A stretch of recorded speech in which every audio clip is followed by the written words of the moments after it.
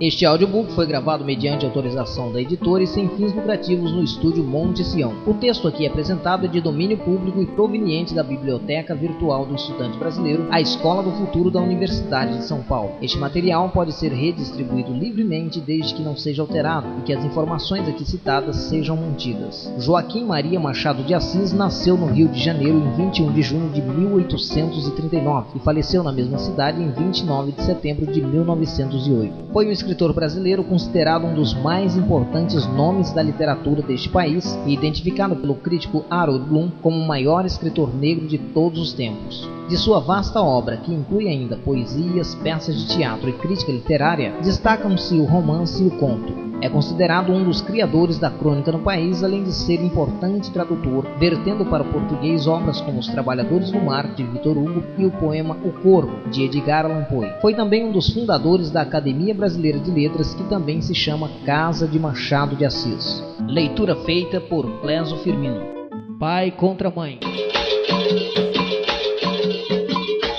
A escravidão levou contigo ofícios e aparelhos, como terá sucedido a outras instituições sociais. Não cito alguns aparelhos, senão por ligarem a certo ofício. Um deles era o ferro ao pescoço, outro o ferro ao pé. Havia também a máscara de folha de Flandres. A máscara fazia perder o vício da embriaguez aos escravos por lhe tapar a boca. Tinha só 3 buracos, 2 para ver, 1 para respirar, e era fechada atrás da cabeça por um cadeado. Com o vício de beber, perdia a tentação de furtar, porque geralmente era dos vinténs do Senhor que eles tiravam com que matar a sede. E aí ficava 2 pecados extintos, e a sobriedade e a honestidade certas. Mas a ordem social e humana nem sempre se alcança sem o grotesco e alguma vez o cruel. Os funileiros as tinham penduradas à venda na porta das lojas, mas não cuidemos de máscara. O ferro ao pescoço era aplicado aos escravos fujões. Imaginai uma coleira grossa, com a haste grossa também à direita ou à esquerda, até o alto da cabeça e fechada atrás com chave. Pesava, naturalmente, mas era menos castigo que sinal. Escravo que fugia assim, onde quer que andasse, mostrava um reincidente, e um pouco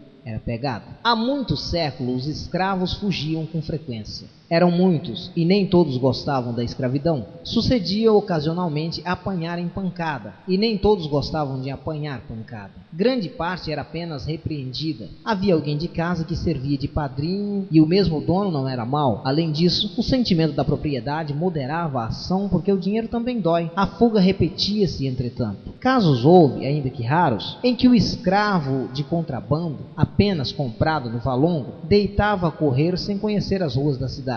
Dos que seguiam para casa, não raro, apenas ladinos, pedia ao senhor que lhes mascarassem aluguel e ia ganhá-los fora quitandando. Quem perdia um escravo por fuga dava algum dinheiro a quem lhe levasse. Punha anúncio nas folhas públicas com os sinais do fugido, o nome, a roupa ou defeito físico, se o tinha, o bairro por onde andava e a quantia de gratificação. Quando não vinha a quantia, vinha a promessa: gratificar-se-á generosamente, ou receberá uma boa gratificação. Muita vez, o anúncio trazia em cima ou ao lado uma vinheta, figura de preto, descalço, correndo, vara ao ombro, e na ponta uma trouxa. Protestava-se com todo o rigor da lei contra quem o acoltasse. Ora, pegar escravo fugido era um ofício do tempo. Não seria nobre, mas por ser instrumento de força com que se mantém a lei e a propriedade, trazia esta outra nobreza implícita das ações reivindicadoras. Ninguém se metia em tal ofício por desfastio ou estudo. A pobreza, a necessidade de uma chega, a inaptidão para outros trabalhos, o acaso e algumas vezes o gosto de servir também, ainda que por outra via, davam um impulso ao homem que se sentia bastante rijo para pôr ordem à desordem. Cândido Neves, em família Candim, é a pessoa quem se liga à história de uma fuga. Cedeu à pobreza quando adquiriu o ofício de pegar escravos fugidos. Tinha um defeito grave esse homem: não aguentava o emprego nem ofício, carecia de estabilidade. É o que ele chamava caiporismo. Começou por querer aprender tipografia, mas viu cedo que era preciso algum tempo para compor bem, e ainda assim talvez não ganhasse o bastante. Foi o que ele disse a si mesmo. O comércio chamou-lhe a atenção. Era carreira boa, Com algum esforço entrou de caixeiro para um armarinho. A obrigação, porém, de atender e servir a todos feria-o na corda do orgulho e ao cabo de 5 ou 6 semanas estava na rua por sua vontade. Fiel de cartório contínuo de uma repartição anexa ao Ministério do Império, carteiro e outros empregos, foi deixado pouco depois de obtidos. Quando veio a paixão da moça Clara, não tinha ele mais que dívidas, ainda que poucas, porque morava com um primo entalhador de ofício. Depois de várias tentativas para obter emprego, resolveu adotar o ofício do primo, de que, aliás, já tomara algumas lições. Não lhe custou apanhar outras, mas, querendo aprender depressa, aprendeu mal. Não fazia obras finas nem complicadas, apenas garras para sofás e relevos comuns para cadeiras. Queria ter em que trabalhar quando casasse, e o casamento não se demorou muito. Contava 30 anos, Clara 22. Ela era órfã, morava com a tia Mônica e cosia com ela. Não cosia tanto que não namorasse o seu pouco, mas os namorados apenas queria matar o tempo. Não tinha outro empenho. Passavam as tardes olhando muito para ela para eles, até que à noite a fazia recolher para a costura. O que ela notava é que nenhum deles lhe deixava saudades nem lhe acendia desejos. Talvez nem soubesse o nome de muitos. Queria casar naturalmente. Era, como dizia a tia, um pescar de caniço a ver se o peixe pegava, mas o peixe passava de longe. Algum que parasse era só para andar à roda da isca, mirá-la, cheirá-la, deixá-la e ir a outras. O amor traz subscritos. Quando a moça viu Cândido Neves, sentiu que era este o possível marido, o marido verdadeiro e único. O encontro deu-se em um baile. Tal foi para lembrar o primeiro ofício do namorado, tal foi a página inicial daquele livro que tinha de sair mal composto e pior brochado. O casamento fez-se 11 meses depois e foi a mais bela festa das relações dos noivos. Amigas de Clara, menos por amizade que por inveja, tentaram arredá-la do passo que ia dar. Não negavam a gentileza do noivo, nem o amor que lhe tinha, nem ainda algumas virtudes. Diziam que era dado em demasia a patuscadas. Pois ainda bem, replicava a noiva, ao menos não caso com defunto. Não, defunto não, mas é que não dizia o que era. Tia Mônica, depois do casamento, na casa pobre onde eles foram abrigar, falou-lhes uma vez nos filhos possíveis. Eles queriam um só, embora viesse a agravar a necessidade. Vocês, se tiverem um filho, morrem de fome, disse a tia sobrinha. Nossa Senhora nos dará de comer, acudiu Clara. Tia Mônica devia ter-lhe feito advertência ou ameaça quando ele lhe foi pedir a mão da moça, mas também ela era amiga das patuscadas, e o casamento seria uma festa, como foi. A alegria era comum aos três. O casal ria a propósito de tudo. Os mesmos nomes eram objetos de trocados. Clara, Neves, Cândido. Não dava que comer, mas davam que rir, e o riso digeria-se sem esforço. Ela cosia agora mais, ele saía empreitada de uma coisa ou outra, não tinha emprego certo. Nem por isso abriam mão do filho. O filho é que, não sabendo daquele desejo específico, deixava-se estar escondido na eternidade. Um dia, porém, deu sinal de si a criança. Varão ou fêmea, era o fruto abençoado que viria trazer ao casal da suspirada aventura. Tia Mônica ficou desorientada. Cândido e Clara riram dos seus sustos. Deus nos há de ajudar, titia, insistia a futura mãe.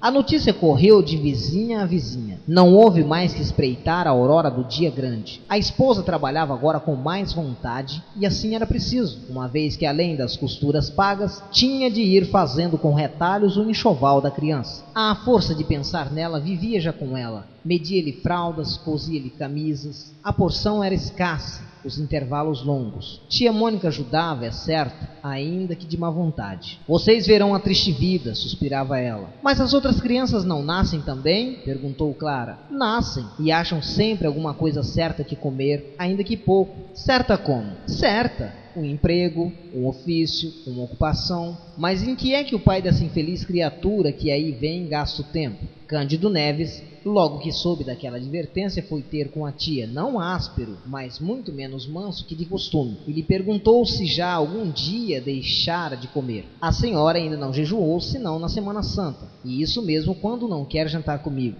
Nunca deixamos de ter o nosso bacalhau. Bem sei, mas somos 3. Seremos 4. Não é a mesma coisa. Que quer então que eu faça além do que faço? Alguma coisa certa.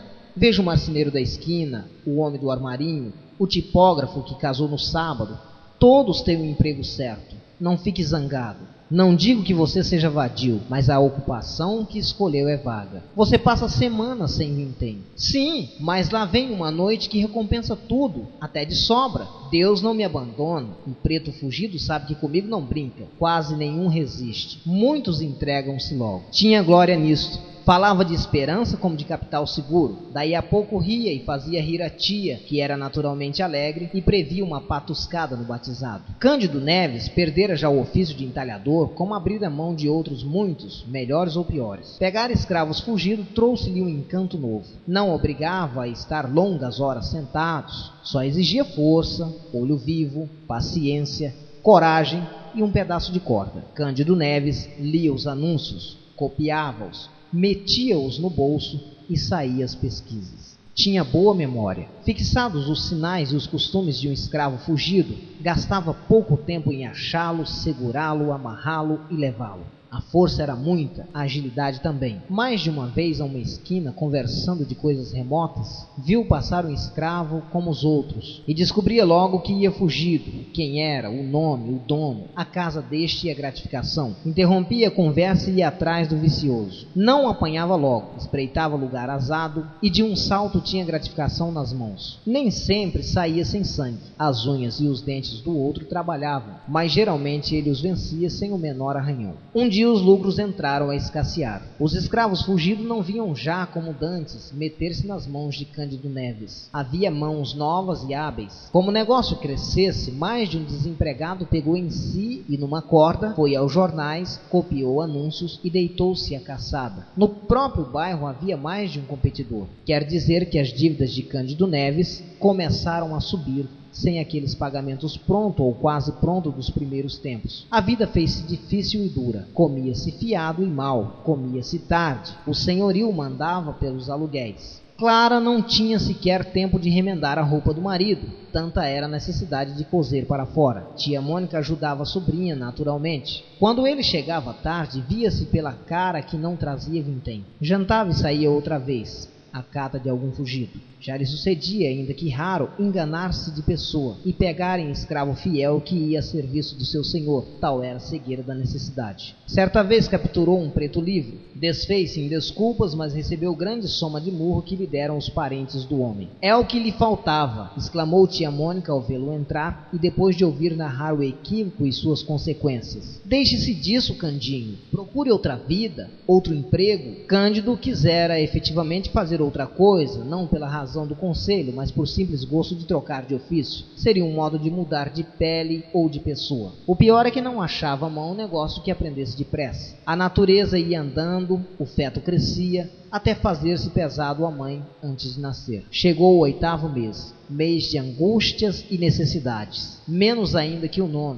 cuja narração dispenso também. Melhor é dizer somente os seus efeitos. Não podiam ser mais amargos. Não, tia Mônica, bradou Candinho, recusando um conselho que me custa escrever, quanto mais ao pai ouvi-lo. Isso nunca. Foi na última semana do derradeiro mês que a tia Mônica deu ao casal o conselho de levar a criança que nascesse à roda dos enjeitados. Em verdade, não podia haver palavra mais dura de tolerar a 2 jovens pais que espreitavam a criança para beijá-la, guardá-la, vê-la rir, crescer, engordar, pular. Enjeitar quê? Enjeitar como? Candinho arregalou os olhos para a tia e acabou dando um murro na mesa de jantar. A mesa, que era velha e desconjuntada, esteve quase a se desfazer inteiramente. Clara interveio. Titia não fala por mal, Candinho. Por mal? Replicou tia Mônica. Por mal ou por bem, seja o que for, digo que é melhor que vocês podem fazer. Vocês devem tudo. A carne e o feijão vão faltando. Se não aparecer algum dinheiro, como é que a família há de aumentar? E depois há tempo. Mais tarde, quando o Senhor tiver a vida mais segura, os filhos que vierem serão recebidos com o mesmo cuidado que este, ou maior. Este será bem criado, sem lhe faltar nada. Pois então, a roda é alguma praia ou monturo? Lá não se mata ninguém. Ninguém morre à toa, enquanto que aqui é certo morrer se viver a míngua. Enfim, tia Mônica terminou a frase com um gesto de ombros,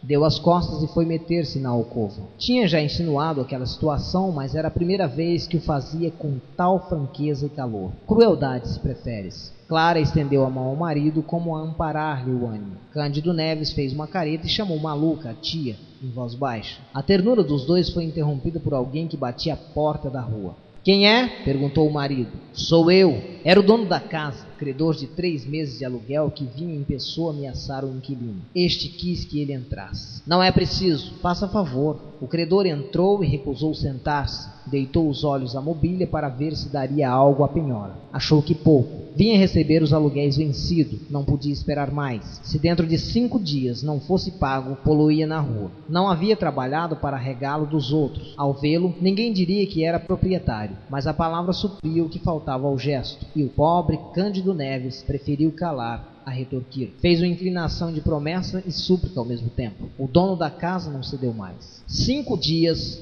ou rua, repetiu, metendo a mão no ferrolho da porta e saindo. Candinho saiu por outro lado. Nesses lances não chegava nunca ao desespero. Contava com algum empréstimo. Não sabia como nem onde, mas contava. Demais, recorreu aos anúncios. Achou vários, alguns já velhos, mas em vão os buscava desde muito. Gastou algumas horas sem proveito e tornou para casa. Ao fim de 4 dias não achou recursos. Lançou mão de empenhos, foi a pessoa amiga do proprietário, não alcançando mais que a ordem de mudança. A situação era aguda. Não achavam casa, nem contavam com pessoa que lhes emprestasse alguma. Era ir para a rua. Não contava com a tia. Tia Mônica teve a arte de alcançar aposento para os 3 em casa de uma senhora velha e rica, que lhe prometeu emprestar os quartos baixos da casa, ao fundo da cachoeira, para o lado de um pátio. Teve ainda a arte maior de não dizer nada aos 2, para que Cândido Neves, no desespero da crise, começasse por enjeitar o filho e acabasse alcançando algum meio seguro e regular de obter dinheiro. Emendar a vida em suma. Ouvia as queixas de Clara sem as repetir, é certo, mas sem as consolar. No dia em que fossem obrigados a deixar a casa, falou-se espantar com a notícia do obséquio e iria dormir melhor do que cuidassem. Assim sucedeu. Postos fora de casa, passaram um aposento de favor e 2 dias depois nasceu a criança. A alegria do pai foi enorme e a tristeza também. Tia Mônica insistiu em dar a criança a roda. Se você não a quer levar, deixe isso comigo. Eu vou à Rua dos Barbonos. Cândido Neves pediu que não, que esperasse, que ele mesmo a levaria. Notai que era um menino e que ambos os pais desejavam justamente este sexo. Mal lhe deram algum leite, mas como chovesse à noite, assentou o pai levá-lo à roda na noite seguinte. Naquela, reviu todas as suas notas de escravos fugidos. As gratificações, pela maior parte, eram promessas. Algumas trazia soma escrita e escassa. Uma, porém, subia 100.000 réis. Tratava-se de uma mulata. Vinha indicações de gesto e de vestido. Cândido Neves andara a pesquisá-la sem melhor fortuna e abrir a mão do negócio. Imaginou que algum amante da escrava a houvesse recolhido. Agora, porém, a vista nova da quantia e a necessidade dela animaram Cândido Neves a fazer um grande esforço derradeiro. Saiu de manhã a ver e indagar pela Rua e Largo da Carioca, Rua do Porto e da Ajuda, onde ela parecia andar segundo o anúncio. Não a achou. Apenas um farmacêutico da Rua da Ajuda se lembrava de ter vendido uma onça de qualquer droga 3 dias antes à pessoa que tinha os sinais indicado. Candinho Neves parecia falar como dono da escrava e agradeceu cortesmente a notícia. Não foi mais feliz com os outros fugidos de gratificação incerta ou barata. Voltou para a triste casa que lhe havia emprestado.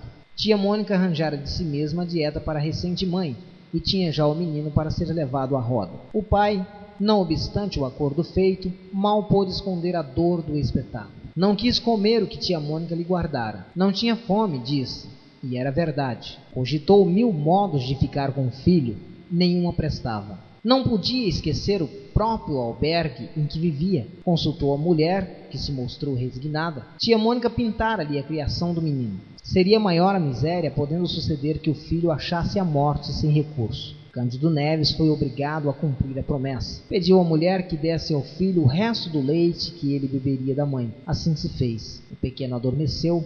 O pai pegou dele e saiu na direção da Rua dos Barbonos. Que pensasse mais de uma vez em voltar para casa com ele é certo. Não menos certo é que agasalhava muito, que o beijava, que cobria o rosto para preservá-lo do sereno. Ao entrar na Rua da Guarda Velha, Cândido Neves começou a afrouxar o passo. Hei de entregá-lo o mais tarde que puder, murmurou ele. Mas não sendo a rua infinita ou sequer longa, viria a acabá-la. Foi então que lhe ocorreu entrar por um dos becos que ligava àquela Rua da Ajuda. Chegou ao fim do beco e, indo a dobrar à direita na direção do Largo da Ajuda, viu do lado oposto um vulto de mulher. Era a mulata fugida. Não dou aqui a comoção de Cândido Neves por não podê-lo fazer com intensidade real. Um adjetivo basta. Digamos, enorme. Descendo a mulher, desceu ele também. A poucos passos estava a farmácia onde obtiveram a informação que referi acima. Entrou, achou o farmacêutico, pediu-lhe a fineza de guardar a criança por um instante, viria buscá-la sem falta. Mas Cândido Neves não lhe deu tempo de dizer nada. Saiu rápido, atravessou a rua, até ao ponto em que se pudesse pegar a mulher sem dar alarma. No extremo da rua, quando ela ia descer a de São José, Cândido Neves aproximou-se dela. Era a mesma, era a mulata fujona. Arminda! Bradou conforme a nomeava o anúncio. Arminda voltou-se sem cuidar malícia. Foi só quando ele, tendo tirado o pedaço de corda da algibeira, pegou dos braços da escrava, que ela compreendeu e quis fugir. Era já impossível. Cândido Neves, com as mãos robustas, atava-lhe os pulsos e dizia que andasse. A escrava quis gritar, parece que chegou a soltar alguma voz mais alta que de costume, mas entendeu logo que ninguém viria libertá-la. Ao contrário, pediu então que a soltasse pelo amor de Deus. "Estou grávida, meu senhor!" exclamou. "Se vossa senhoria tem algum filho, peço-lhe pelo amor de Deus que me solte. Eu serei tua escrava, vou servi-lo pelo tempo que quiser. Me solte, meu senhor moço." "Siga!" repetiu Cândido Neves. "Me solte! Não quero demoras! Siga!" Houve aqui luta, porque a escrava, gemendo, arrastava-se a si e ao filho. Quem passava ou estava à porta de uma loja compreendia o que era e naturalmente não acudia. Arminda ia alegando que o senhor era muito mau e provavelmente a castigaria com açoutes, coisa que no estado em que ela estava seria pior de sentir. Com certeza ele lhe mandaria dar açoutes. "Você é que tem culpa. Quem lhe manda fazer filho e fugir depois?" perguntou Cândido Neves. Não estava em maré de risos por causa do filho que lá ficara na farmácia à espera dele. Também é certo que não costumava dizer grandes coisas. Foi arrastando a escrava pela Rua dos Ourives em direção à da alfândega, onde residia o senhor. Na esquina desta, a luta cresceu. A escrava pôs os pés à parede. Recuou com grande esforço, inutilmente. O que alcançou foi, apesar de ser a casa próxima, gastar mais tempo em lá chegar do que devera. Chegou, enfim, arrastada, desesperada, arquejando. Ainda ali ajoelhou-se, mas em vão. O senhor estava em casa, acudiu ao chamado e ao rumor. "Aqui está a fujona", disse Cândido Neves. "É ela mesma. Meu senhor, anda, entra." A Arminda caiu no corredor. Ali mesmo o senhor da escrava abriu a carteira e tirou 100.000 réis de gratificação. Cândido Neves guardou as 2 notas de 50.000 réis, enquanto o senhor novamente dizia à escrava que entrasse. No chão onde jazia, levada do medo e da dor, e após algum tempo de luta, a escrava abortou. O fruto de algum tempo entrou sem vida neste mundo, entre os gemidos da mãe e o gesto de desespero do dono. Cândido Neves viu todo esse espetáculo. Não sabia que horas eram. Quaisquer que fossem, urgia correr à Rua da Ajuda, e foi o que ele fez sem querer conhecer as consequências do desastre. Quando lá chegou, viu o farmacêutico sozinho, sem o filho que lhe entregara. Quis esganá-lo. Felizmente o farmacêutico explicou tudo a tempo. O menino estava lá dentro com a família, e ambos entraram. O pai recebeu o filho com a mesma fúria com que pegara a escrava fujona de há pouco. Fúria diversa, naturalmente, fúria de amor. Agradeceu depressa e mal, e saiu às carreiras, não para a roda dos enjeitados, mas para a casa de empréstimo com o filho e os 100.000 réis de gratificação. Tia Mônica, ouvida a explicação, perdoou a volta do pequeno, uma vez que trazia os 100.000 réis. Disse, é verdade, algumas palavras duras contra a escrava por causa do aborto, além da fuga. Cândido Neves, beijando o filho entre lágrimas verdadeiras, abençoava a fuga e não se lhe dava do aborto. Nem todas as crianças vingam, bateu-lhe o coração.